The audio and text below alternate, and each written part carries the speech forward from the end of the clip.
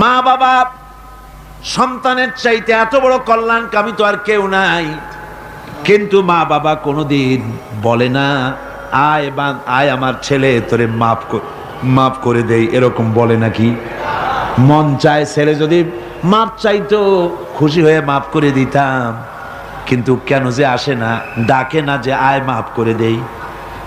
মা বাপ আপনাকে এত ভালোবাসে, সেই মা বাপও আপনাকে বলে না যে আয় মাফ করে দেই।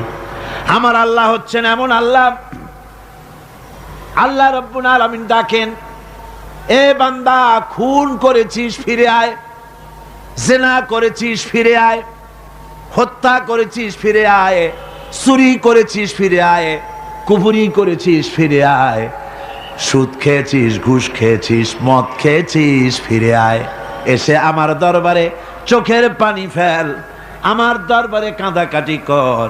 ইন্নাল্লাহা ইয়াগফিরুয যুনুবা জামিআ ইন্নাহু হুয়াল গফুরুর রহিম। আমার দরবারে চোখের পানি ফেলে কাঁদ, আমি রব্বুল আলামিন জিন্দেগীর গুনাহ মাফ করে দেব। সুবহানাল্লাহ কোন, সুবহানাল্লাহ কোন। আমার কাছে কাঁদ, চোখের পানি ফেল। আল্লাহ রাব্বুল আলামিনের কাছে বান্দার দুইটা ফোঁটা বেশি প্রিয়। একটা হলো জিহাদের ময়দানে যে রক্ত ফোঁটা দেওয়া হয়, এটা আল্লাহর কাছে প্রিয়। আর আল্লাহর ভয়তে গুনার জন্য লজ্জা করে অনুশোচনা করে বান্দা যখন চোখের পানি ছেড়ে দেয়, আল্লাহর কাছে এটা অত্যন্ত প্রিয়। নবীজি বলেছেন, বান্দা যখন গুনার ভয়তে, আল্লাহর ভয়তে, জাহান্নামের ভয়তে অনুশোচনা করে যখন চোখ দিয়া পানি ছেড়ে দেয়, ওই চোখের পানি নাকের অর্ধেক আসতে না আসতে আল্লাহ রব্বুল আলামিন বান্দারে মাফ করে দেন। আল্লাহ বরদাস্ত করতে পারেন না যে বান্দা কান্দু। আমার ভাইরা, আল্লাহর রহমত এই পৃথিবীতে, আল্লাহর রহমতকে 100 ভাগ করা হয়েছে। আল্লাহর রহমতের কত ভাগ? এই 100 ভাগের 1 ভাগ সারা পৃথিবীতে ছড়াই দেওয়া হয়েছে। আর 99 ভাগ কার কাছে?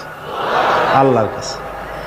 একটা ভাগ দুনিয়া ছড়ানো হয়েছে আদম আলাইহিস সালাম থেকে নিয়ে এই পর্যন্ত, এখান থেকে নিয়ে কিয়ামত পর্যন্ত পৃথিবীতে যত মানুষ আসবে, যত প্রাণী আসবে, তাদের মধ্যে প্রাণী জগতেও গাভী তার বাছুরকে ভালোবাসে, ঠিক কিনা? হাতি তার বাচ্চাকে ভালোবাসে, ঠিক কিনা? মুরগি তার বাচ্চাকে ভালোবাসে কিনা? প্রত্যেক মাই তার সন্তানকে ভালোবাসে মানুষের মতো। এই ভালোবাসা, স্নেহ, এই মমতা, এই করুণা, এই মহব্বত একটা ভাগ দুনিয়ায় দেওয়ার পর আপনি আর আমি যতটুকুন ভাগে পেয়েছি, সেই মহব্বতে, স্ত্রীর মহব্বতে অস্থির, মায়ের মহব্বতে অস্থির, সন্তানের মহব্বতে অস্থির।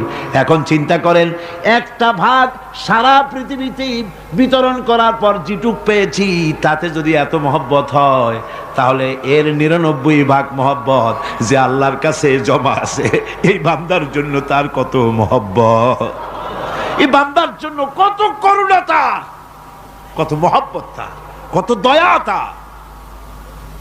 এজন্য আল্লাহ রাব্বুল আলামিন বলেছেন, নাব্বি ইবাদি আন্নি আনাল গফুরুর রহিম। ও আমার নবী, সুসংবাদ দিয়ে দাও, বান্দাদেরকে শোনায় দাও যে আমি আল্লাহ তাআলা ক্ষমাশীল আর দয়াবান। হুজুর কাঁদতেছিলেন, হযরত ওমর রাদিয়াল্লাহু তাআলা আনহু এসে দেখেন হুজুর একা কাঁদতেছে। হুজুর জিজ্ঞেস করছেন, হযরত ওমর জিজ্ঞেস করলেন, হুজুর আপনি কাঁদেন কেন একা একা? হযরত ওমর বলেন, আমি যখন প্রশ্ন করলাম, নবীজি বললেন, আমার কাছে কিছু আগে জিবরাইল এসেছিলেন। জিবরাইল এসে আমাকে বললেন, আল্লাহ পাক বলেছেন, হে আমার নবী, ইসলামের ভিতরে থেকে যে সমস্ত মানুষগুলো ইসলামের ভিতরে থেকে চুল আর দাড়ি পাকায় দিছে, কিয়ামতের দিন এই লোকগুলারে আমি শাস্তি দিতে আমার শরম হবে। হযরত ওমর বলেন, হুজুর উম্মতের জন্য কত বড় খোশ খবর এটা, আর আপনি কাঁদতেছেন। হুজুর বলেন, ওমর তুমি জানো না, আমার কান্নার কারণ ভিন্ন। আমার কান্নার কারণ হলো যে আল্লাহ রাব্বুল আলামিন কিয়ামতের দিন দাড়ি চুল পাকা বান্দারে শাস্তি দিতে শরম করবেন, সেই দাড়ি চুল পাকা বান্দাগুলি আল্লাহর সাথে নাফরমানি করতে শরম করে না। আমি এই লজ্জায় কাঁদতেছি ভাইরা। হুজুর আল্লাহ পাক বলেন, ও আমার নবী, রাতের আধারে যখন একটা বুড়া আমার দরবারে হাত উঁচু করে, একটা বুড়া মানুষ রাতের আধারে যখন আমার দরবারে হাত উঁচু করে আর যখন বলতে থাকে রব্বুনা রাবিন, আমার পেছনের জীবনটা বড় খারাপ করেছি, এমন কোনো কাজ জীবনে করি নাই যা তোমার কাছে কিছু দাবি করতে পারি, সব রকমের নাফরমানি করেছি, আজ আমি বুড়া হয়ে গেছি, কামাই করতে পারি না, ছেলে আমাকে চোখে দেখতে পারে না, পুত্রবধূ আমাকে ঘরে জায়গা দেয় না, আমার স্ত্রী আমাকে দেখতে পারে না, রোজগার করতে পারি না, হাঁটতে পারি না, চলতে পারি না, সবার কাছে আমি তিতা হয়ে গেছি, আমি দাঁড়াতে পারি না, কোমরে ব্যথা পাই, হাঁটুতে ব্যথা পাই, চলতে পারি না, কানে শুনতে পাই না, চোখে দেখতে পারি না, আর তোমার কাছে কিছু চাইয়া নেব এমন ভালো কাজও করি নাই। এইভাবে যখন বান্দা কাঁদতে থাকে আমার দরবারে, ও আমার হাবিব আমার রহমতের দরিয়ায় জোশ মেরে যায়, আমার শরম হয় এই বুড়াটারে কেমনে খালি হাতে ফিরাইয়া দেই। সুবহানাল্লাহ, সুবহানাল্লাহ। আমার আল্লাহর এত দয়া, আমার আল্লাহর এত মায়া, এত মোহাব্বত। আমার আল্লাহ রাব্বুল আলামিন বলেন, وَإِذَا سَأَلَكَ عِبَادِي عَنِّي فَإِنِّي قَرِيبٌ। ও আমার হাবিব, আমার বান্দা আমার ব্যাপারে প্রশ্ন করে, আমি বান্দার একদম নিকটে। কোরআন শরীফের ভিতরে যত জায়গায় রাসূলকে বলা হয়েছে সুয়ালের কথা, আপনাকে প্রশ্ন করা হয়, আল্লাহ তার জবাব কুল এই কথা বলে জবাব দিয়েছেন। যত জায়গায় সুয়াল এসেছে, যেমন কোরআনে কারীমের মধ্যে আল্লাহ পাক বলেন, ওয়ায়াসআলুনাকা আনিল মাহিদ, মেয়েদের হায়েজ সম্পর্কে জিজ্ঞাসা করা হয়, কুল হিয়া আযা, হে নবী আপনি বলুন। এভাবে করে কুল দিয়ে জবাব দেওয়া হচ্ছে। আবার প্রশ্ন করা হচ্ছে, ওয়ায়াসআলুনাকা আনিল আনফাল, এই গনিমতের মাল সম্পর্কে হুজুর আপনাকে, হে নবী আপনাকে প্রশ্ন করা হয়। আল্লাহ কুল দিয়া জবাব দিলেন, আল্লাহ বলেন আপনি বলেন। ওয়ায়াসআলুনাকা আনিল খামরি ওয়াল মাইসির, আল্লাহ পাক বলেন নবী আপনারে প্রশ্ন করা হয়, কুল ফিহিমা ইসমুন কাবীর, আল্লাহ কুল দিয়া বললেন তুমি বলো। আবার বলা হলো, ওয়ায়াসআলুনাকা আনিল আহিল্লা কুল হিয়া মাওয়াকিতু লিন্নাস, ও নবী আপনাকে প্রশ্ন করা হয় চাঁদের ক্রমবর্ধমান এবং ক্রমহ্রাস, এই যে বাড়ে আর কমে, পূর্ণিমা হয় অমাবস্যা হয়, কেন হয়? আপনি বলুন কুল, আপনি বলেন এটা আমি অক্ত এবং সময়, বছর আর দিন গণনা করার জন্য পৃথিবীবাসীদের জন্য বিনা পয়সায় একটা ক্যালেন্ডার বানাইয়া আকাশে ঝুলাই রেখেছি। এভাবে যত জায়গায় এসেছে আপনাকে প্রশ্ন করা হয়, তত জায়গায় আল্লাহ জবাব দিয়েছেন কুল, আপনি বলেন। গোটা কোরআন শরীফের ভিতরে এই একটি মাত্র জায়গা যেখানে বলা হয়েছে আপনাকে প্রশ্ন করা হয়, আল্লাহ এখানে বলতে পারতেন কুল আপনি বলেন, আল্লাহ তোমাদের নিকটবর্তী, এভাবে জবাব হয় নাই। এটা কায়দাটা হলো এই, আল্লাহ বলতেছেন ওয়াইজা সালাকা ইবাদি, ও আমার নবী প্রশ্ন তো আমার বান্দারা আমার ব্যাপারে করেছে, এবার আপনার জবাবের কোনো দরকার নাই, প্রশ্ন আমার ব্যাপারে, আমি নিজে জবাব দিয়ে দেই, ফা ইন্নী কারীব। ও বান্দা আমার ব্যাপারে প্রশ্ন করেছিস, জবাব আমি দেই, আমি তোর সবচাইতে বেশি নিকটে। সুবহানাল্লাহ, কত নিকটে? ওয়া নাহনু আকরাবু ইলাইহি মিন হাবলিল ওয়ারিদ, তোর যেই রগ, এই শাহরগের চাইতেও আমি তোর বেশি কাছে। সুবহানাল্লাহ, আমারে ডাক, আমারে ডাক, কলিজা দিয়ে ডাক, অন্তর দিয়ে ডাক। মনের থেকে মানুষ যদি ডাকে, মুখের ডাক আর মনের ডাক এক জিনিস নয়। दिल से जो बात निकलती है असर रखती है पर नहीं मगर ताकते परवाज रखती है। दिल থেকে যে কথা বেরোয় তা প্রভাব বিস্তার করে, ডানা নাই কিন্তু ওড়ার ক্ষমতা রাখে। মনের কথাই ভিন্ন। মন থেকে, দিল থেকে, কলিজা থেকে, অন্তরের গভীর কন্দর থেকে মোহাব্বতের সাথে কেউ যদি একবার বলে আল্লাহ, বলেন আল্লাহ, আল্লাহ, আল্লাহ, আল্লাহ রাব্বুল আলামিন বলেন অন্তরের অন্তঃস্থল থেকে একটি বার যদি বান্দা বলেন আল্লাহ, আল্লাহ বলেন 70 বার সাড়া দিয়া জিজ্ঞেস করি বান্দা কি চাও, আমি তোমার কাছে আছি। সুবহানাল্লাহ, আমি তোর একদম কাছে, কি চাস বল, বল আমার কাছে। এমন দয়াবান, এমন মেহেরবান, এমন আল্লাহ আমাদের। সে আল্লাহ রাব্বুল আলামিন তিনি বলছেন وقال ربكم ادعوني استجب لكم। তোমাদের রব বলেছেন আমারে ডাকো, আমি আল্লাহ ডাকের সাড়া দিয়া দেব। সুবহানাল্লাহ। কারে ডাকতে হবে? কারে ডাকতে হবে? এই বিশাল জনসমুদ্র একযোগে চিল্লা কোন কারে ডাকতে হবে? কোন পীর সাহেবকে নয়, আল্লাহর কসম কোন খাজা বাবাকে নয়, ডাকতে হবে কারে? চিল্লা এখন কারে? ওয়াকালা রাব্বুকুম উদউনি, তোমার রব তোমাকে বলতেছে আমারে ডাকো, আস্তাজিব লাকুম, আমারে ডাকবে আমি সাড়া দিয়ে দেব। সুবহানাল্লাহ।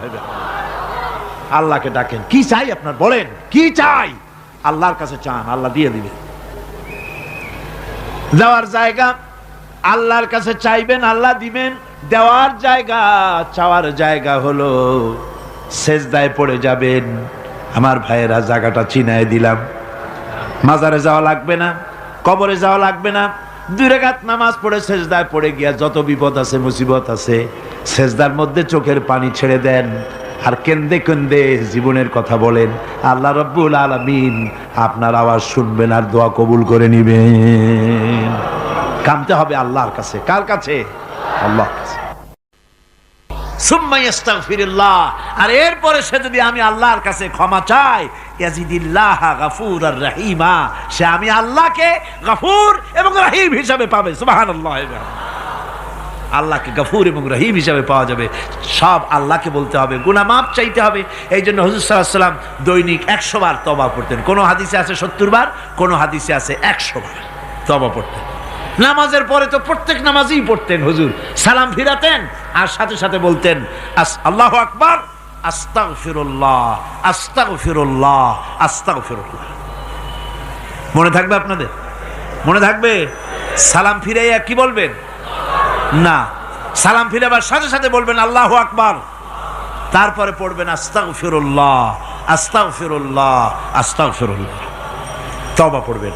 আল্লাহর কাছে সবসময় গুনাহ মাফ চাইতে থাকবেন, বিনীত থাকবেন। আল্লাহকে পাওয়া যাবে, তাকে রহিম হিসাবে পাওয়া যাবে।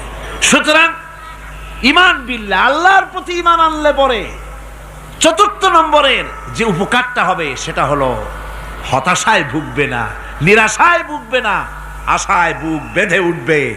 ঈমান মজবুত হবে, আল্লাহর কাছে মানুষ বিনয়ী হয়ে যাবে।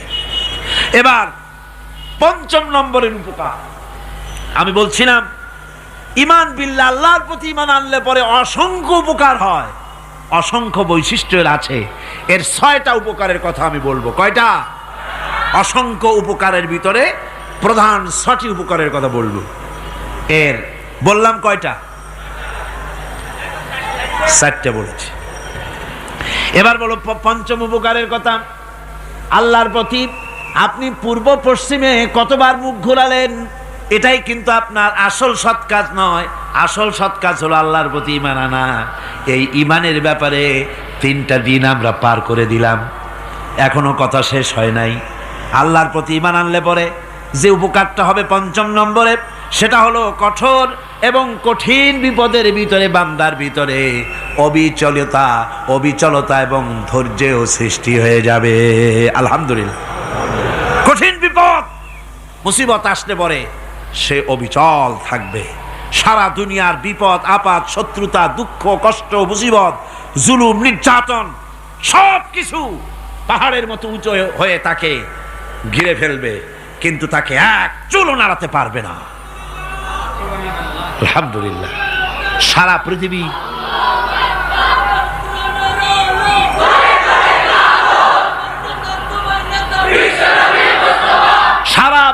একদিকে আর সে একা একদিকে থাকবে।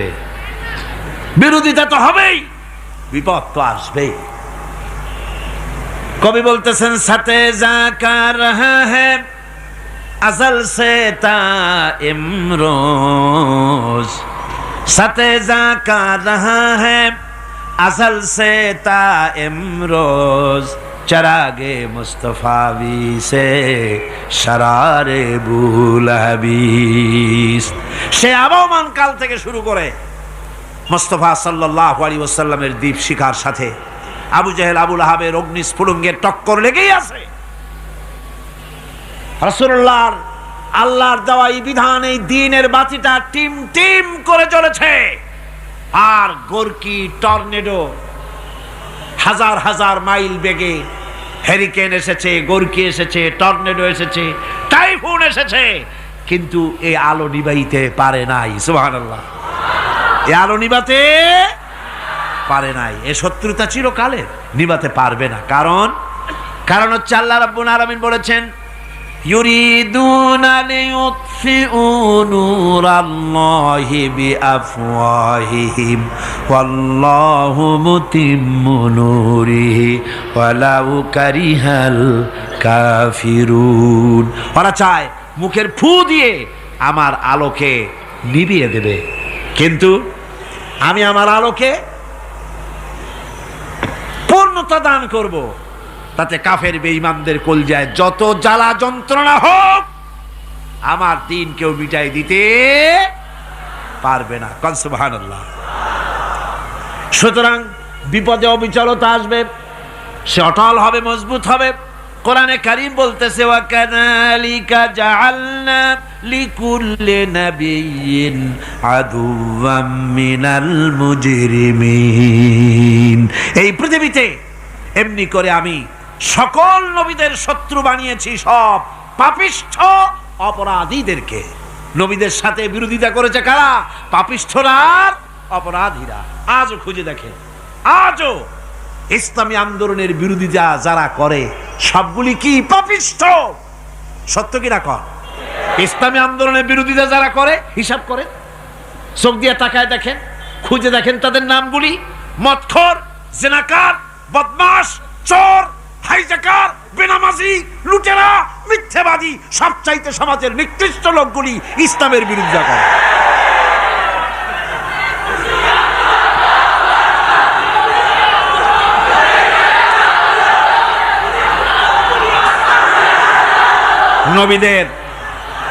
নবীদের শত্রু আল্লাহ বলেন সব যুগে নবীদের সাথে শত্রুতা করেছে পাপিষ্ঠরা। আল্লাহর কথা, কার কথা? সকল যুগে নবীদের সাথে শত্রুতা করেছে পাপিষ্ঠরা, নিকৃষ্ট ধরনের অপরাধীরা। সুতরাং নবী রাসূলদের অবস্থা যখন এই, তখন দ্বীনের দাওয়াত যারাই দেবে তাদের কিসমত এরকম হবেই। এই বাধার মোকাবেলা তাদেরও করতে হবে। এই যে বাধাটা আসে, এই যে মারে, অপরাধ কি? এই যে তারা চোর বা ডাকাত, যাদের মারা হয়। আল্লাহ রাব্বুল আলামিন বলেন অপরাধ হলো ওয়ামা নাকামু মিনহুম ইল্লা আইয়ুমিনু বিল্লাহিল আজিজিল হামিদ। অপরাধ হচ্ছে ইমানদার লোকদের উপরে নির্যাতন চালিয়েছে, অন্য কোনো কারণে নয়। কারণ একটাই, তারা আল্লাহর জমিনে আল্লাহর দ্বীন প্রতিষ্ঠা করতে চেয়েছে, আর কোনো অপরাধ না। জমিন আল্লাহর, জমিন কার? এই বিশাল জনসমুদ্র গর্জে উঠুন একযোগে, বলুন জমিন কার? আইন চলবে কার? এখানেই সংঘর্ষ বেঁধেছে আবহমান কাল ধরে। মানুষ অত্যাচারিত হয়েছে, সাহাবায়ে কেরাম অত্যাচারিত হয়েছেন। বুখারী শরীফের হাদিসে এসেছে রাসূল করিম সাল্লাল্লাহু আলাইহি ওয়াসাল্লামের কাছে হযরতে খাব্বাব গিয়ে উপস্থিত হয়েছিলেন। হযরতে খাব্বাব বলেন, হাদিসটা এভাবে লেখা হয়েছে বুখারীতে, ওয়ান খাব্বাব বিন আরিদ রাদিয়াল্লাহু তাআলা আনহু قال شكونا إلى رسول الله صلى الله عليه وسلم وهو متوسد بردة له في ظل الكعبة। রাসূলুল্লাহর কাছে গেলাম, কাবা শরীফের কাছে গিয়া দেখি নবীজি একটা চাদর গায়ে দিয়ে তিনি আরাম ফরমাচ্ছিলেন কাবা শরীফের ছায়ায়। সেখানে গিয়ে বললাম, আলা তাস্তানসিরু লানা আলা তাদউ লানা ইয়া রাসূলুল্লাহ, হে আল্লাহর রাসূল, আপনি কি আমাদের জন্য আল্লাহর কাছে দোয়া চাইবেন না? আপনি কি আল্লাহর কাছে আমাদের জন্য সাহায্য চাইবেন না?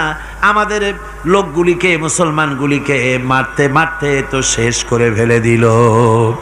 তারা আমাদের সুমাইয়াকে মারলো, আমাদের খাব্বাবকে উটের সাথে পায়ের দড়ি লাগায় টানলো, আমাদের খোবায়েবকে তারা আগুনের উপরে চিৎ করে শোয়ায় রাখলো, না খায় রাখতেছে, মারতেছে, কষ্টে তো শেষ হয়ে গেলাম। হুজুর, আপনি কি আমাদের জন্য দোয়া করবেন না? হাদিস শরীফে এসেছে নবীজি উঠে বসলেন সোজা হয়ে। নবীজি বলেন, ও আমার সাহাবী, ও খাব্বাব, শোনো, তোমাদের আগে এই পৃথিবীতে যারা দ্বীনের দাওয়াত দিতে এসেছিলেন তাদেরকে সমকালীন রাষ্ট্রশক্তি, সমাজ শক্তি তাদেরকে ধরত। ফায়ুখাজুর রাজুলো, তাদেরকে তারা ধরত। ফায়ুহফারু লাহু ফিল আরদ, আর তার জন্য জমিনের ভিতরে কবর বানাইতো। ওই কবর ফায়ুজালু ফিহা, ওই কবরের ভিতরে তাকে কোমর পর্যন্ত গেড়ে দিত। সুম্মা ইউতা বিল মানশার, এরপরে করাত আনতো। ফায়ুদাউ আলা রাসিহি, এরপরে ওই করাত তার মাথার উপরে রাখতো। ফায়ুজালু নিসফাইন, এরপরে করাত দিয়া চিরে জীবিত মানুষটারে দ্বিখণ্ডিত করে ফেলে দিত। মা ইয়াসুদ্দুহু যালিকা আন দীনিহি, ও আমার খাব্বাব, এত কষ্ট দেওয়ার পরেও সেই যুগের কোন মুসলমানকে, দ্বীনের দায়ীদেরকে আল্লাহর দ্বীন থেকে এক চুলো তারা সরাই দিতে পারে নাই, এক চুলো সরাতে পারে নাই। ওয়াল্লাহি, ও খাব্বাব, আমি আমার আল্লাহর নামে কসম করে বলছি, লা ইউতাম্মান্নাল্লাহু হাযাল আমরা হাত্তা ইয়াসিরার রাকিবু মিন সানা ইলা হাযরামাউত। আমি কসম করে বলি, আল্লাহ রাব্বুল আলামিনের এই সানা থেকে হাজারামত পর্যন্ত লোকেরা যাতায়াত করবে, সুন্দরী রমণীরা গমন করবে, সদাগরেরা যাতায়াত করবে, টাকা নিয়া পয়সা নিয়া যাতায়াত করবে। তাদের মনের মধ্যে লুটের ভয়, টাকার ভয়, চুরির ভয়, ডাকাতির ভয়, জেনার ভয়, হত্যার ভয়, ধর্ষণের ভয়, কোনো ভয় থাকবে না। লা ইয়াখাফু ইল্লাল্লাহ, আল্লাহ ছাড়া কোনো ভয় থাকবে না। এমন একটা সমাজ, এমন একটা সময় আসবে। ওয়ালাকিন্নাকুম তাস্তাজিলুন, অথচ খুব তাড়াহুড়ো তোমরা করতেছো। তাড়াহুড়ো করো না, সময় আসবে ইনশাআল্লাহ। আর সে সময় আসছিল মদিনায়, আসে নাই? আসে নাই? সুতরাং আজও চট্টগ্রামের এই বিশাল জনসমুদ্রকে বলতে চাই, নির্যাতন, স্বৈরাচার, জুলুম, অত্যাচার, হত্যাকাণ্ড যা কিছু ঘটতেছে, ধৈর্য ধরুন, আন্দোলনে শরীক হন, জান বাজি রাখুন। এ বাংলাদেশেও আগামী যে পার্লামেন্ট হবে, আগামী জাতীয় নির্বাচনে যে পার্লামেন্ট তৈরি হবে, ইনশাআল্লাহ সেই পার্লামেন্ট হবে কোরআনের পার্লামেন্ট, ইনশাআল্লাহ।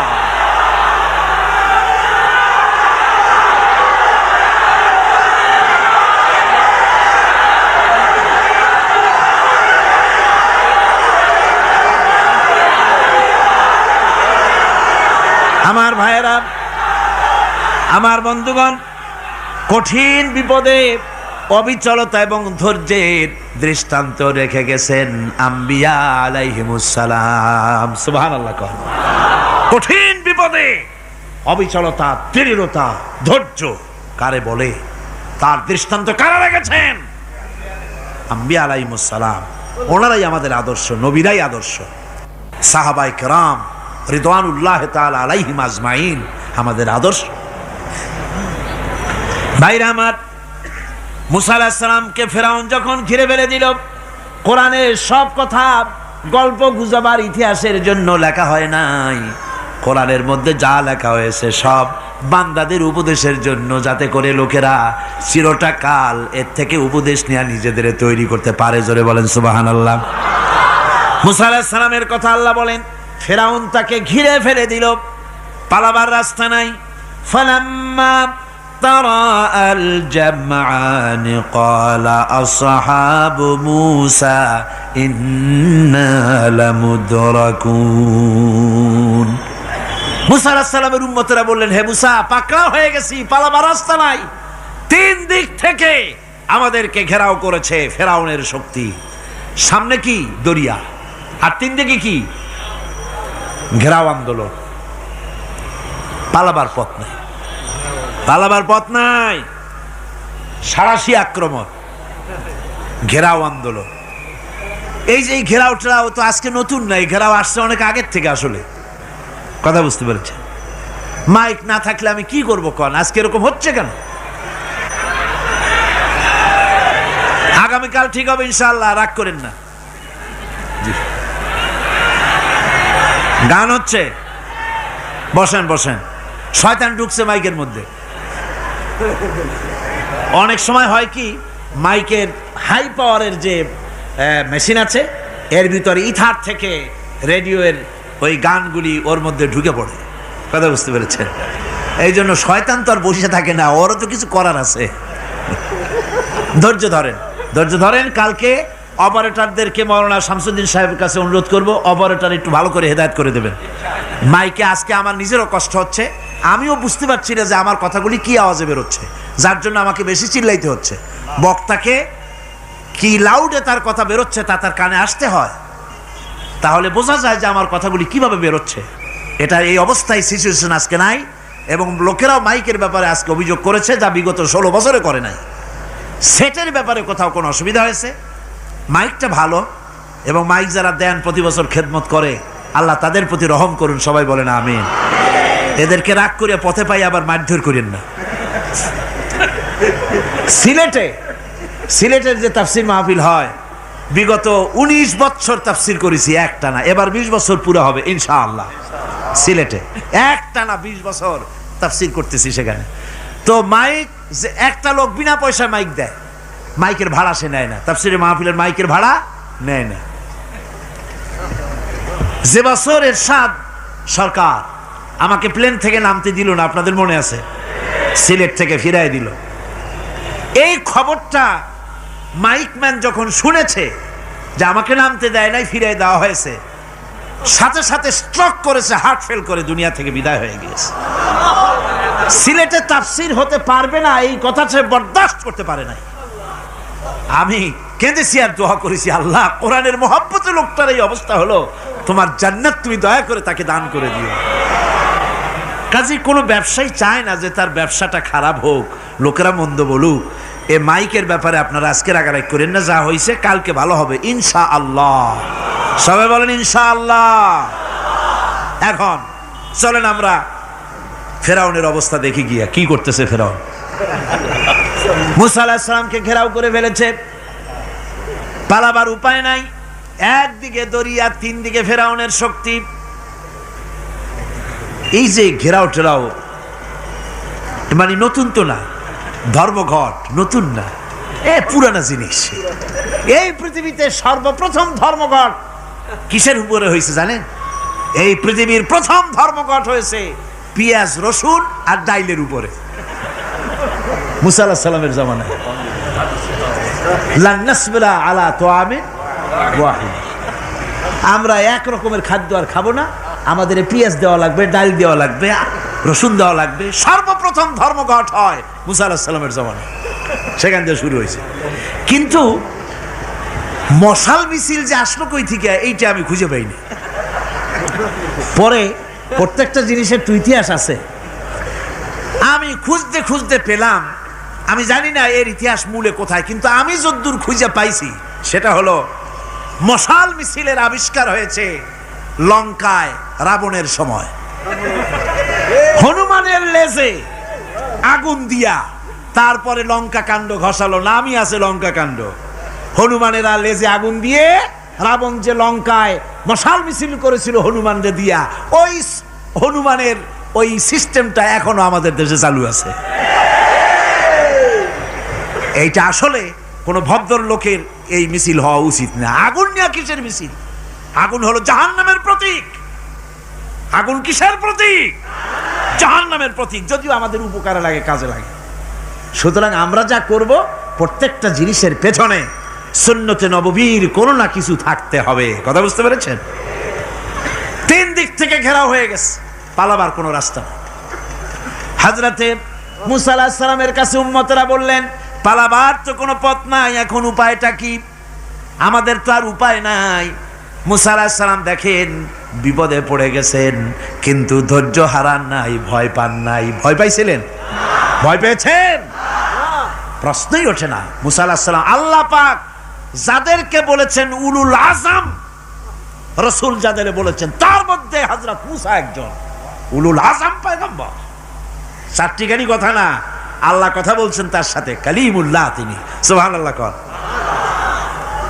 মুসা আলাইহিস সালাম শোনালেন, কাল্লা ইন্না মাইয়া রাব্বি সায়াহদিন। কখনো নয়, আমার উম্মতেরা ভয় পেও না, আমার রব অবশ্যই আমাকে পথ দেখাবেন। সুবহানাল্লাহ। 3 দিক থেকে শত্রু, একদিকে দরিয়া, পালাবার কোনো রাস্তা নাই। সেখানে দৃঢ়তার সাথে তিনি বলছেন, অবশ্যই আমার আল্লাহ আমারে পথ দেখাবে। সুবহানাল্লাহ। নবীরা এই দৃঢ়তা দেখিয়েছেন, অবিচলতা দেখাইছেন। আল্লাহ পাক মুসা আলাইহিস সালাম যখন এই দৃঢ়তা দেখালেন, এই অবিচলতা দেখালেন, সঙ্গে সঙ্গে জিবরাইল এসে হাজির হয়ে গেলেন।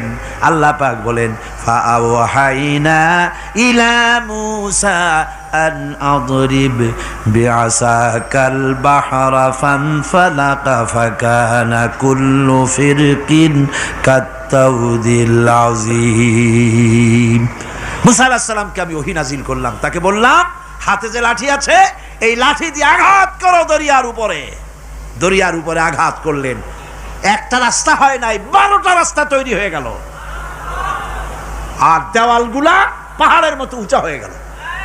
দরিয়ার ভিতরে পাহাড়ের মতো উঁচা, মজবুত 12টা রাস্তা। এবার মুসা আলাইহিস সালাম তার দলবল নিয়ে চললেন।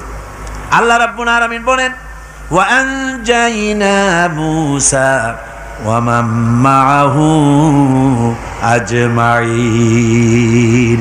মুসা এবং তার সাথী সঙ্গীদেরকে আমি পার করে দিলাম। মুসা আলাইহিস সালাম এবং তার সাথী সঙ্গী নিয়ে যখন দরিয়ার মাঝখানে আসছে, ফেরাউন তার দলবল নিয়ে এসে গেছে। আসে দেখে নদীর মধ্যে রাস্তা। বাবা, খুব তো কায়দা। ও মনে করছে ওর বাজানের তৈরি করা ডিস্ট্রিক্ট বোর্ডের রাস্তা। ওর লোকজন নিয়ে নেমে গেছে দরিয়ার ভিতরে, ও আসছে মাঝখানে। মুসা আলাইহিস সালাম চলে গেছেন ওপার, দরিয়া পার। মাঝখানে যখন এসে গেল, আল্লাহ রাব্বুল আলামিন পানিকে অর্ডার করলেন কুন। আল্লাহর তো বটন টেপা লাগে না, মুখ দিয়া কোনো হুকুম করা লাগে না, শুধু বলেন কুন। যে ব্যাপারে কুন বলেন ফায়াকুন, সাথে সাথে হয়ে যায়। আল্লাহ বললেন কুন, আর অমনি রাস্তা বন্ধ হয়ে গেল। এবার তুফান শুরু হয়েছে নদীতে, ঢেউয়ের উপরে ঢেউ, মৌজুন কাল জিবাল, পাহাড়ের মতো উঁচু হয়ে হয়ে ঢেউ আসতেছে। দলবল ঘোড়া আর অস্ত্রপাতি যা ছিল সব মরিয়া শেষ।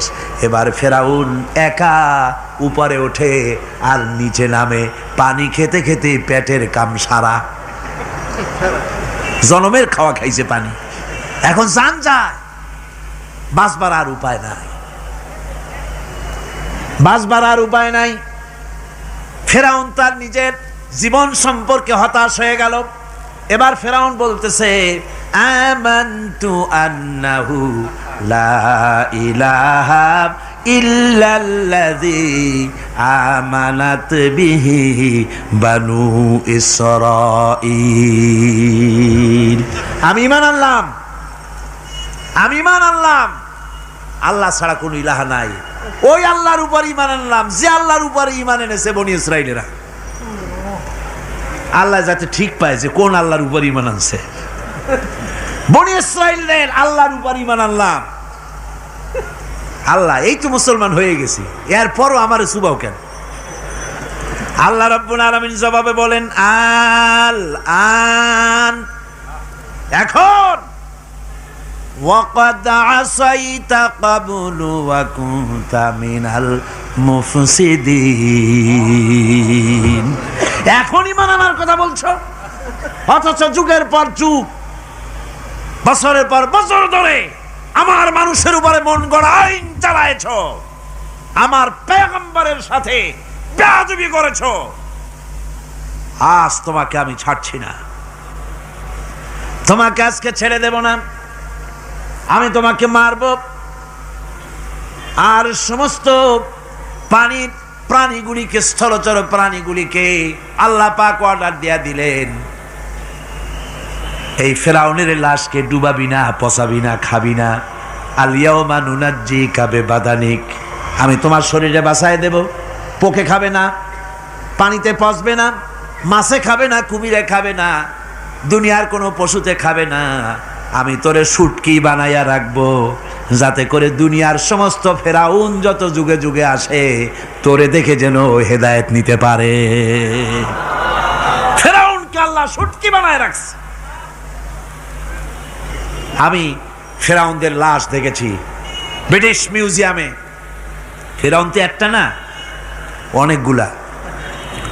আসলটারে অবশ্য দেখিনি। ব্রিটিশ মিউজিয়ামে ওই ফেরাউনগুলার লাশ যখন অসুবিধা হয়, মমিগুলি, তখন ইংল্যান্ডে নিয়ে যায় চিকিৎসা করাবার জন্য। চোখ টোক আছে গর্তের ভিতরে, তারপরে চামড়া টামড়া হাড়ের সাথে মিশানো, ওইভাবে চেহারা দেখলে মনে হয় যে সত্যি ফেরাউনিগুলা। আর ব্রিটিশের কাম মিশর থেকে না আনছে এমন কোনো জিনিস নাই। আমি সেইখানে এক বক্তৃতায় বলছিলাম, আপনারা এদের এখন সভ্য, এদের এখন ভদ্র, এরা হলো ইন্টারন্যাশনাল চোর, ওরা সারা দুনিয়া চুরি করেছে। লন্ডনে বক্তৃতা করেছি, সারাটা দুনিয়া চুরি করছে, আমাদের দেশকে শোষণ করেছে। এই বিশাল ভূভাগকে শোষণ করে ইংল্যান্ডের দ্বীপটাকে তারা সাজাইছে। তারা ময়ূর সিংহাসনের, শাহজাহানের ময়ূর সিংহাসনের ময়ূরের বাম চোখে কোহিনূর মণি লাগাইছিলেন, শাহজাহান ময়ূরের ডান চোখে কোহিনূর মণি লাগায় নাই। কোহিনূর মণির অনেক দাম, আমি দেখে এসেছি মণি, এখন সেটা কুইন এলিজাবেথের মুকুটে শোভা পাচ্ছে। সেই মণি এমনি বলে প্রবাদে 7 রাজার ধন এক মাণিক্য, বলেন এরকম, অনেক দাম। শাহজাহান দেখালেন, আমি মুসলমান, আমার কাছে এটার দাম নাই, এই জন্য ময়ূরের ডান চোখে লাগালাম না, বাম চোখে লাগাই দিলাম। এইটারে চুরি করছে। তারপরে মিশর থেকে, মিশরের মমি চুরি করেছে, জুতা চুরি করছে, ছাতি চুরি করছে, পিসা চুরি করেছে। আমি বললাম এইগুলা কি ভদ্রলোক নাকি? এরা জুতা চোর, পিসা চোর, লাঠি চোর, সব চুরি করেছে। যাই দেখেন ব্রিটিশ মিউজিয়ামের মধ্যে সব দুনিয়ার চুরি করা জিনিস নিয়ে তারা মানুষকে দেখাইয়া পয়সা অর্জন করছে। টিপু সুলতানের তরবারিটা পর্যন্ত চুরি করেছে। আজ পর্যন্ত ব্রিটিশ মিউজিয়ামে টিপু সুলতানের তরবারিটা আছে, আমি তরবারিটা দেখে এসেছি। আমার বন্ধুগণ, বলতেছিলাম যে পৃথিবীতে আল্লাহ রাব্বুল আলামিন নবীরা তাদের চরিত্র দিয়ে বিপদের মোকাবেলা করে, দুনিয়ার সামনে কঠিন বিপদের মোকাবেলা করে অবিচলতা, দৃঢ়তা দেখায় গেছেন যে কেমন করে এই পৃথিবীতে বিপদের সামনে মোকাবেলা করতে হয়। ধৈর্য ধরতে হবে, বিপদ আসবে পাহাড় সমান হয়ে, আপনাকে ধৈর্য ধারণ করতে হবে সেভাবে বুক বেঁধে। যেহেতু এটা যদি বিশ্বাস হয় যে আমার কিসমতে যা আছে তার থেকে বেশি কিছু হবে না, তাহলেই আপনার ধৈর্য আসবে, ভয় পাবেন না। কথা ঠিক কিনা কন? এবারে হযরত হুদ আলাইহিস সালাম সম্পর্কে আল্লাহ রাব্বুল আলামিন বলেন, হযরতে হুদকে যখন ষড়যন্ত্র হলো, কাফির বেঈমানেরা তাকে মেরে ফেলার জন্য যখন সরকারি ষড়যন্ত্রে লিপ্ত হয়ে গেল, হযরতে হুদ সমাজের এই চ্যালেঞ্জের মোকাবেলা করলেন। হযরত হুদ বলেন, ফাকিদুনি জামিআন সুম্মা লা তুনজিরুন ইন্নী তাওয়াক্কালতু আলাল্লাহি রাব্বি ওয়া রাব্বি বিকুম, আমি তোমরা তোমাদের ষড়যন্ত্র আমার বিরুদ্ধে যত পারো আমার বিরুদ্ধে ষড়যন্ত্র চালাও, এতটুকুন আমার অবকাশ দিও না। আমি এমন আল্লাহর উপরে ভরসা করেছি যার হাতের ভিতরে তোমাদেরও জান আর আমারও জান। যা পারো তাই করো। সরকার সমস্ত শক্তি একত্রিত হয়ে আমার মোকাবেলা করো। একদিকে হুদ আলাইহিস সালাম, আর একদিকে গোটা জাতি। হযরত হুদ ভয় পায় নাই। সুবহানাল্লাহ কোন। ঈমান বিল্লাহ মানুষের কলিজাকে এভাবে শক্ত করে দেয়। কোন আলহামদুলিল্লাহ। এবারে এই বিপদের, কঠিন বিপদের মোকাবেলা করে আমার রাসূল যে প্রমাণ দিয়া গেলেন, আমার রাসূল যে কঠিন বিপদের মোকাবেলা করলেন, ভাইয়ের আমার, হিজরতের রাতে সওর পাহাড়ের ভিতরে যখন তিনি আশ্রয় নিলেন, হযরতে আবু বকরের সাথে ছিলেন। হযরতে আবু বকর রাদিয়াল্লাহু তাআলা আনহু বলেন, হুজুর আপনি দাঁড়ান, এটা তো পাহাড়িয়া গুহা, গুহার ভিতরে সাপ থাকতে পারে, বিচ্ছু থাকতে পারে, আমি আগে ঢুকি, বিপদ যদি হয় আমার উপর থেকে হয়ে যাক। গুহার ভিতরে নেমে গুহা সাফ করলেন। এরপরে হুজুরকে ডাকলেন, হুজুর তাশরীফ নিলেন গুহার ভিতরে। এরপরে হুজুর বললেন, আবু বকর পাহাড়ে হেঁটে হেঁটে 2-3টা পাহাড় পাড়ি দিয়া যাওয়া লাগে সৌর পাহাড়ে। মদিনার সোজা রাস্তা হুজুর ধরেন নাই, মেসফালার পথ দিয়া জাবালে কেদোয়ার উপর দিয়া 3টা পাহাড় পাড়ি দিয়া তারপরে হুজুর গেলেন সৌর পাহাড়ে। গুহার ভিতরে হুজুর তাশরীফ নিলেন। বললেন, আবু বকর তুমি বসো, তোমার উরুর উপরে মাথা রেখে আমি একটু আরাম করি। হযরতে আবু বকর বসলেন, হুজুর তার উরুর উপরে মাথা রেখে ঘুমায় গেলেন। আর এরপরে কাফির বেঈমানেরা তালাশ করতে করতে কাফেরেরা এসে গেল পায়ের চিহ্ন দেখে দেখে গর্তের কাছে। হযরত আবু বকর ভয়তে কেঁদে ফেললেন, আহারে আর তো উপায় নাই, এবার তো ধরা পড়ে গেছি, এবার নবীজিকে মেরে ফেলে দেবে। নবীর মহব্বতে, নিজের মহব্বতে নয়, নবীর মহব্বতে কাঁদতেছিলেন। হুজুর বলেন, হুজুরের ঘুম ভেঙে গেল। বলো আবু বকর কাঁদো কেন? ছেলের কথা, মেয়ের কথা, বিবির কথা, বাড়ির কথা মনে পড়লো নাকি? হযরত আবু বকর বলেন, ইয়া রাসূলুল্লাহ, আল্লাহর কসম করে বলি, যেদিন ঈমান এনেছি এই কলিজার ভিতরে মা বাপ, স্ত্রী, পুত্র, পরিজন, এমনকি আমার নিজের জীবনের চাইতে আপনারে বেশি ভালোবাসি। তা কান্দো কেন? কান্দো কেন? হযরত আবু বকর বলেন, হুজুর ধরা পড়ে গেছি, কাফেররা এসে গেছে গর্তের কাছে, তাকালি আমাদের দেখতে পাবে, আমরা তো মাইনরিটি, ওরা তো মেজরিটি, আমরা তো ধরে মারি ফেলাই দেবে, আপনাকে মেরে ফেলে দেবে, এই জন্য কাঁদি। আল্লাহ রাব্বুল আলামিন, হুজুর তখন কি দৃঢ়তা, কি অবিচলতা, কি ধৈর্যের পাহাড় সম মনোবৃত্তি তখন দেখালেন। আল্লাহ কোরআন শরীফে চিরকাল যাতে মানুষেরা হেদায়েত নিতে পারে সেজন্য হুজুরের কথা উঠায় দিলেন কোরআনে। আল্লাহ পাক বলেন, ইযহুমা ফিল গার ইয ইয়াকুলু লিসাহিবিহি লা তাহজান ইন্নাল্লাহা মা'ানা। ও বন্ধু, ভয় পেও না, আল্লাহ আমাদের সাথে আছেন। সুবহানাল্লাহ কর। আল্লাহ আমাদের সাথে আছেন। আমরা মাইনরিটি নই, আমরাই মেজরিটি। আল্লাহ আছে আমার সাথে, ভয় পাওয়ার কোনো কারণ নাই। সুবহানাল্লাহ। আল্লাহ পাক বলেন, ফাআনসালাল্লাহু সাকিনাতাহু আলাইহি ওয়া আইয়াদাহু বিজুনুদিন লাম তারাওহা। আমি এদের অন্তরের ভিতরে আমি শান্তি নাজিল করে দিলাম, প্রশান্তি দিয়া দিলাম, আর আমি সাহায্য করলাম, আর এমন সব সৈন্য পাঠায় দিলাম যে সৈন্যগুলি তোমরা দেখতে পাও নাই। সুবহানাল্লাহ ওয়া বিহামদিহি।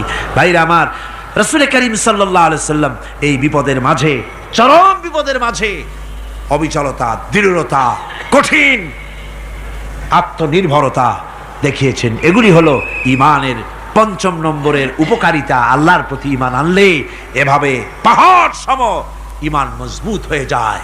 জেলের পরোয়া করি না, ফাঁসির পরোয়া করি না, শহীদ হওয়ার পরোয়া করি না, মেরে ফেলে দেবে, উড়ায় দেবে, হত্যা করবে, পরোয়া করি না।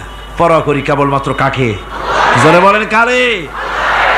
এইরকম মুসলমান হাজার হাজার লাখ লাখ দরকার নাই, 313 জন যথেষ্ট। কয়জন যথেষ্ট? 313 জন যথেষ্ট। বদরে যারা জান দিয়ে মাল দিয়ে দ্বীনকে প্রতিষ্ঠিত করেছিলেন, এরকম 313 জনই যথেষ্ট ছিল আল্লাহর দ্বীনকে কায়েম করার জন্য।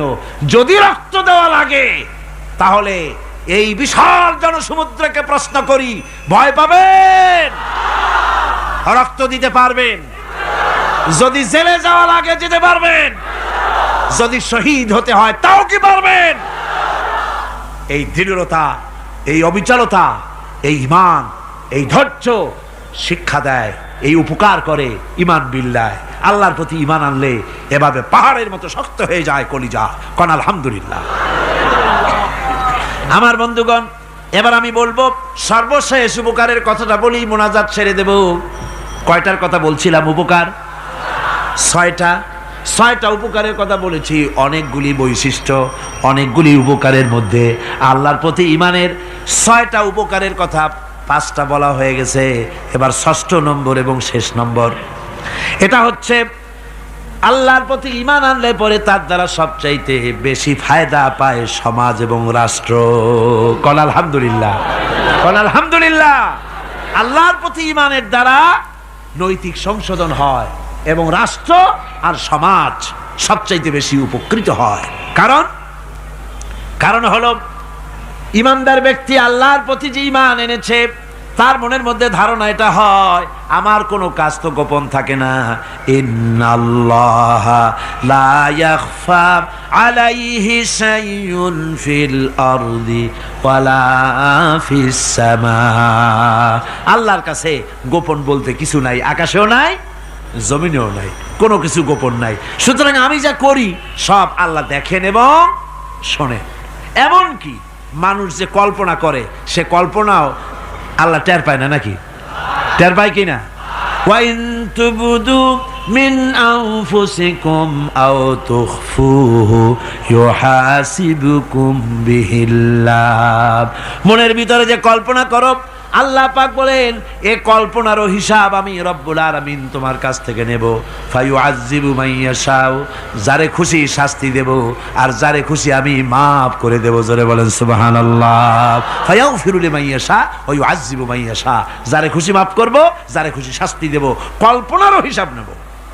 এই কথা মুমিনের যদি জানা থাকে তাহলে আর তার কোনো চিন্তা থাকে না, তার নৈতিক চরিত্র ভালো হয়ে যায়। কোন সুবহানাল্লাহ।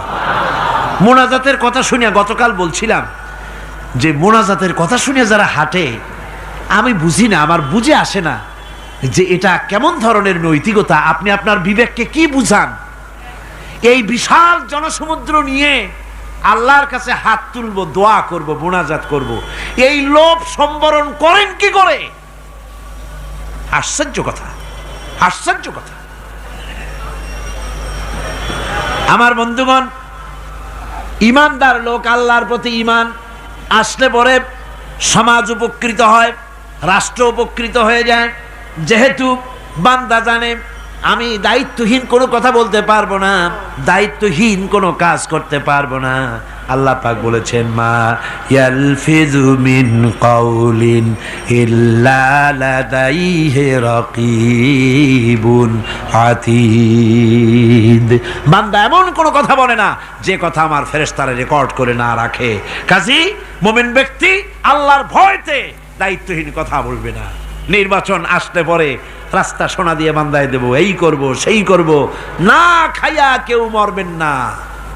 আসে না নির্বাচনের সময় সারাগালি বদনারা মঞ্চে দাঁড়িয়ে কত বড় বক্তৃতা করে, ভাইয়ের আমার, বোনের আমার, এবার আমার বোতল মার্কা বাক্স, আপনারা আমাকে ভোট দিয়ে দেশ এবং জাতির আরেকবার 12:30 বাজাইবার সুযোগ দিন। এবার ক্ষমতায় গেলে কেউ না খাইয়া মরবেন না, কিন্তু কি খাইয়া মরবে তাও বলে না। এর মারফতি অর্থ হচ্ছে এই, ওরা যদি ক্ষমতায় যেতে পারে তাহলে বিষ খাইয়া হোক, গুলি খাইয়া হোক, কিছু না কিছু খেয়ে মরতে হবে। একেবারে খালি পেটে মরলে গ্যাস্ট্রিক হওয়ার সম্ভাবনা আছে। ঈমান বিল্লাহ যদি না থাকে, আল্লাহর ভয় যদি না থাকে, তাহলে দায়িত্বহীন কথা বলে। আর আল্লাহর ভয় যদি থাকে তাহলে নৈতিকতার সংশোধন হয়ে যায়, দায়িত্বপূর্ণ কথা বলে মানুষকে ফাঁকি দেয় না। আমার বন্ধুগণ, আল্লাহ রাব্বুল আলামিন তার বান্দা যারা আল্লাহকে ভয় করে, সে ভয় করা বান্দাগুলির মনের মধ্যেই চিন্তা এসে যায়, আমি যেখানে থাকি না কেন আল্লাহ আমাকে দেখতেছেন, শুনতেছেন। রাতে হোক দিনে হোক যেখানে আছি আল্লাহ আমারে দেখতেছেন। আল্লাহ পাক বলতেছেন, ওয়া হুয়া মাআহুম ইজ ইউবাইতুনা মা লা ইয়ারদা মিনাল কওলি ওয়া কানা আল্লাহু বিমা ইয়ামালুনা মুহীতা। আল্লাহ পাক বলেন, আমি তো আমার বান্দার নিকটে তখনও থাকি যখন সে গোপনে গোপনে রাতের বেলায় আমার মর্জির খেলাফ পরামর্শ করে। আমার মর্জির খেলাফ পরামর্শ করতেছে রাত্রে, আমি তো তখনও কাছে থাকি, ওটা আমি শুনি।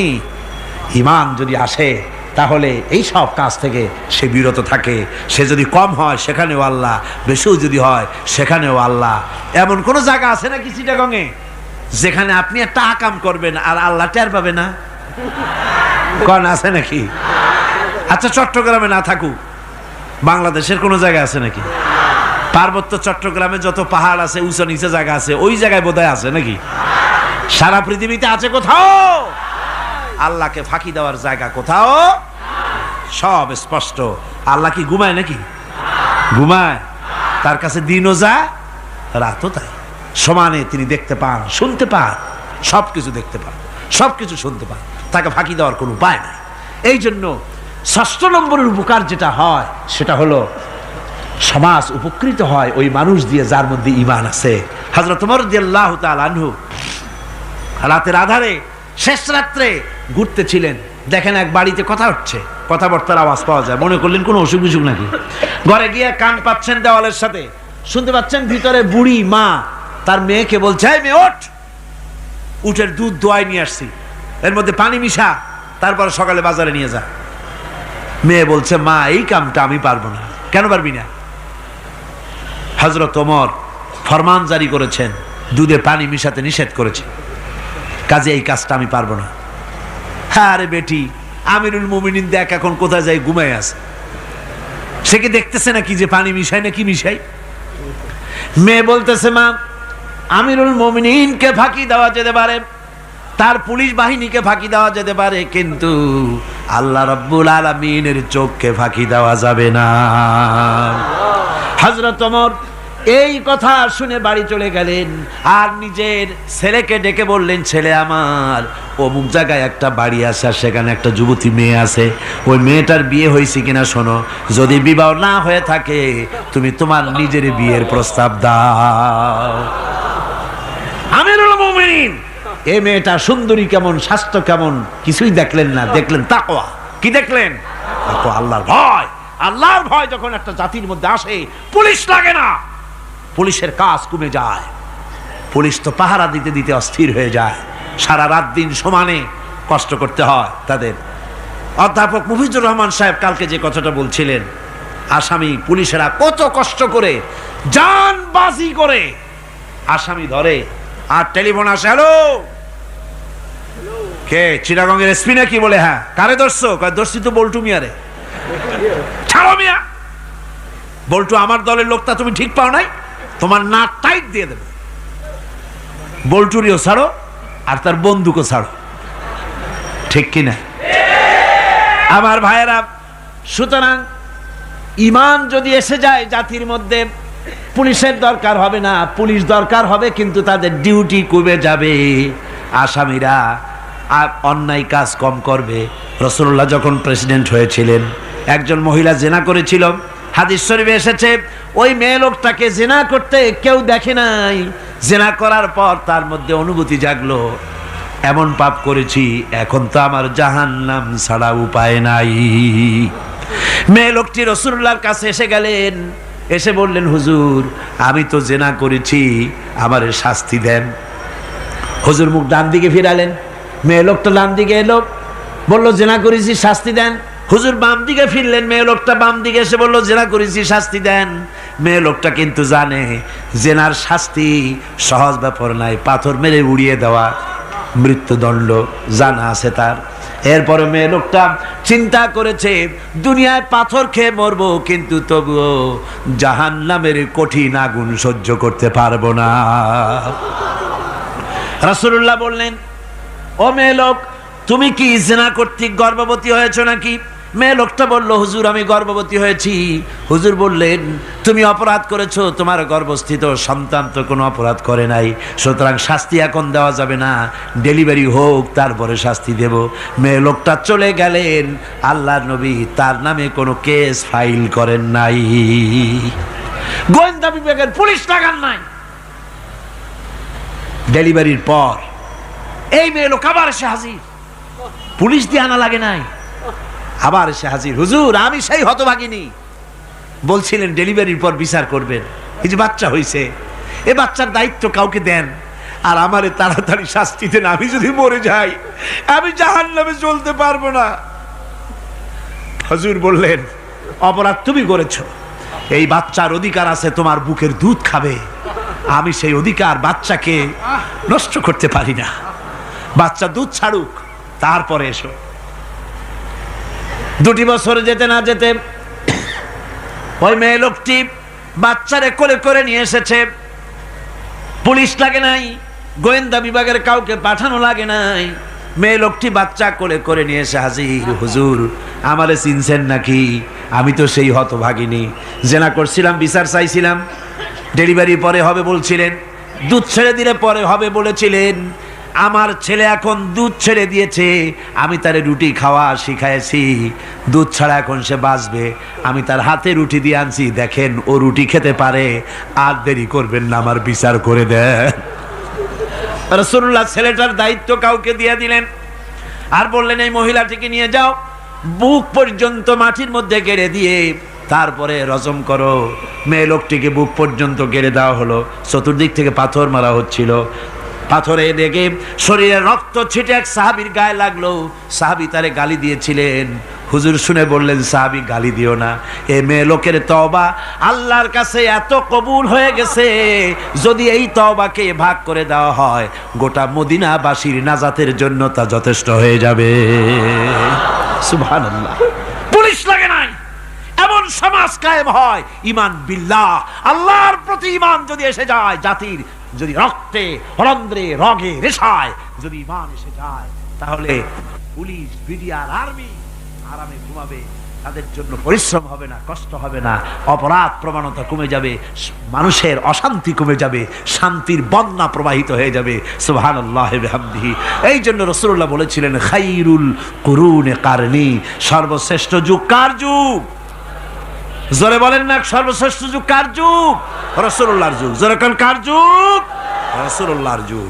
এই জন্যে আমি আপনাদের খেদমত আরজ করতে চাই, ইসলাম এ ধরনের সীমারেখা ঠিক করে দিয়েছে, তিলকা হুদুদুল্লাহ ফালা তাতাদুহা, এ হলো আল্লাহর সীমারেখা, এই সীমারেখাকে ভঙ্গ করো না, লঙ্ঘন করো না, আল্লাহর উপরে ঈমান পরিপূর্ণরূপে আনো এবং এই ঈমানের উপরে ভিত্তি করে নিজেদের জীবনকে পরিচালিত করো।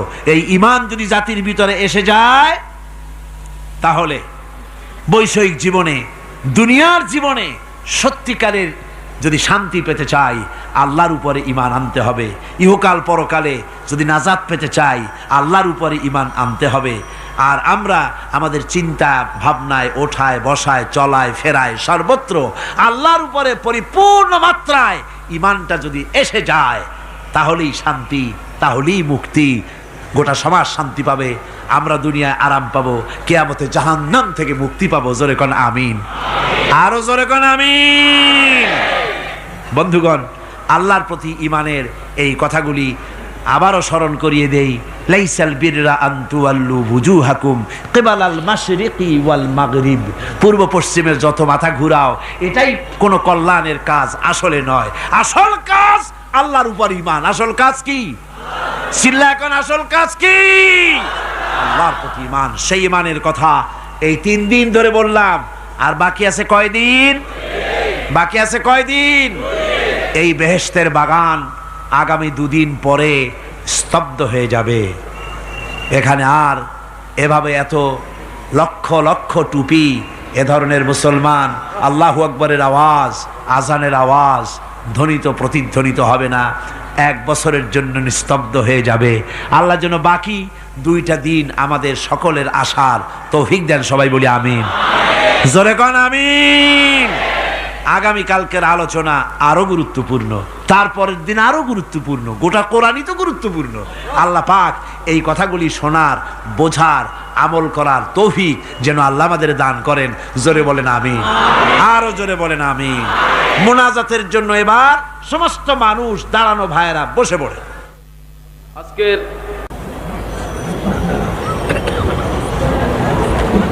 মোনাজাতের পর আজান হবে বা জামাত এশার নামাজ পড়ে আপনারা যাবেন। আর যাওয়ার সময়, আসার সময় আপনারা আল্লাহর নামের ধ্বনি দিতে দিতে যাবেন আর আসবেন। গোটা শহর জুড়ে তাফসীর চলাকালীন চট্টগ্রামের আকাশ বাতাস, গাছপালা, তরুলতা, মানুষ, পুরুষ, নারী সবাই যেন টের পায় যেখানে তাফসীরের মাহফিল হচ্ছে। যাবেন এবং আসবেন যখন, মুখ বুঝে যাতায়াত কেন, নারায়ে তাকবীর, আল্লাহু আকবার, ইসলাম ছাড়া অন্য কিছু মানি না, আল কোরআনের আলো ঘরে ঘরে জালো, এসব সুন্দর সুন্দর স্লোগান দিতে দিতে যাবেন, স্লোগান দিতে দিতে আসবেন, আল্লাহর নারা লাগাবেন, আল্লাহর আওয়াজকে বুলন্দ করবেন। আল্লাহ সকলকে তৌফিক দিন, আল্লাহুম্মা আমিন। রব্বানা যালামনা أنفسنا وإن لم تغفر لنا وترحمنا لنكونن من الخاسرين ربنا لا تزغ قلوبنا بعد إذ هديتنا وهب لنا من لدنك رحمة إنك أنت الوهاب ربنا فاغفر لنا ذنوبنا وكفر عنا سيئاتنا وتوفنا مع الأبرار ربنا وآتنا ما وعدتنا على رسلك ولا تخزنا يوم القيامة إنك لا تخلف الميعاد আয় আল্লাহ রব্বুল আলামিন, বিশাল এই জনতা নিয়ে তোমার দরবারে হাত তুলেছি রব্বুল আলামিন। কোরআনে কারীমের মাহফিল বড় আশা করে হাত তুলেছি, মেহেরবানি করে আলোচনার সব রাসূল করিম সাল্লাল্লাহু আলাইহি ওয়াসাল্লামের রূহ মুবারকে পৌঁছায়া দাও। তামাম পৃথিবীর মাটির নিচে মুমিন মুমিনাত যারা শুয়ে আছে তাদের রূহের বলে সব পৌঁছায়া দাও রব্বুল আলামিন। আমাদের মা বাপ যাদের দুনিয়া থেকে বিদায় হয়ে গেছে, কবরগুলিকে জান্নাতের টুকরা বানায়া দাও। রব্বির হামহুমা কামা রব্বায়ানি সগীরা, সবাই পড়েন রব্বির হামহুমা কামা রব্বায়ানি সগীরা। আয় আল্লাহ, আমাদের মা বাপ যাদের বেঁচে আছে স্বাস্থ্য ভালো রাখো আল্লাহ, তাদেরকে হায়াতে তাইয়্যিবা দাও, সেহাতে কুল্লিয়া দাও, খাতিমা বিল খাইরি করো রব্বুল আলামিন। কোরআনে কারীমের মাহফিলে বড় আশা করে আমরা হাত তুলেছি, আমাদের জিন্দেগির সকল গুনাহ খাতা মাফ করে দাও। আয় আল্লাহ তাআলা, জীবনে বহু গুনাহ করেছি, গুনাহ করে করে জীবনটারে নষ্ট করে ফেলেছি। আয় আল্লাহ, তুমি দয়া করে মেহেরবানি করে আমাদের জিন্দেগির গুনাহ মাফ করে দাও রব্বুল আলামিন। না বুঝে সওয়াব মনে করে অনেক শিরক বিদআত আমরা করেছি, মনে করেছি ওতে সওয়াব হবে, আমরা বুঝি নাই। আল্লাহ, আমাদের ভুল বুঝানো হয়েছে, নিজেরাও ভুল বুঝেছি। এভাবে সওয়াবের নিয়তে শিরক বিদআত আমাদের মধ্য থেকে যা হয়েছে, আল্লাহ দয়া করে তুমি আমাদেরকে ক্ষমা করে দাও। আয় আল্লাহ, আমাদেরকে দয়া করে শিরক এবং বিদআত মুক্ত জীবন যাপনের তৌফিক দিয়া দাও রব্বুল আলামিন। এত বড় বিরাট তাফসীরুল কোরআন মাহফিল, লক্ষ লক্ষ টাকার প্রয়োজন, আল্লাহ টাকা পয়সার অভাব নাই রব্বুল আলামিন। তুমি গানি আর আমরা ফকির। আয় আল্লাহ, এই শহরেতে এমন লোক আছে একজনই মাহফিলের খরচ দিয়ে দিতে পারে। আল্লাহ, তোমার বান্দাদের দিল তুমি নরম বানাইয়া দাও। কোরআনের মাহফিল কোনো বছর ঋণগ্রস্ত থাকে নাই, এবারও যেন থাকে না। আল্লাহ, বাজের যা আছে তার চাইতে বেশি তুমি মেহেরবানি করে জোগাড় করে দাও রব্বুল আলামিন। আরেকটা দোয়া তোমার দরবারে করি, চেসনিয়া আর বজনিয়া শেষ হয়ে গেল, আল্লাহ ওদের সাথে আমাদের রক্তের সম্পর্ক নাই, ওদের সাথে আমাদের আত্মীয়তার সম্পর্ক নাই, ওদের সাথে আমাদের শুধু ঈমানের সম্পর্ক। আয় আল্লাহ, ওদেরকে মেরে মেরে কাফিররা শেষ করে দিল মাবুদ। বজনিয়ার চেচনিয়ায় আর একবার তুমি তোমার রহমতের ফেরেশতা পাঠায় দিয়া সাহায্য করো আল্লাহ। কাশ্মীরের মুসলমানদের উপর আরেকবার সাহায্য করো রব্বুল আলামিন। এই মাহফিল আল্লাহ, যত মানুষ আসে আল্লাহ বড় আশা নিয়ে আসে কোরআনের মাহফিলে। অনেকের রোগ ব্যাধি আছে, তাদের ধারণা কোরআনের মাহফিলে দোয়া কবুল হয়। আল্লাহ তুমি দয়া করে এই ধারণা তুমি মঞ্জুর করে নাও। যার যত রোগ আছে, বালাই আছে, ব্যাধি আছে, আল্লাহ সকলকে মাফ করে দাও রব্বুল আলামিন। প্রতিদিন হাজার হাজার মা বোনেরা নিজের ঘরের কাজকে ফেলে রেখে কষ্ট করে কোরআনের মাহফিলে হাজির হয়ে যায়। আল্লাহ মা বোনদের জিন্দিগির গুনাহ খাতা মাফ করে দিও আল্লাহ। মা বোনদেরকেও হযরত আয়েশা, ফাতেমা, খাদিজার মতো বানাইয়া দিও রব্বুল আলামিন।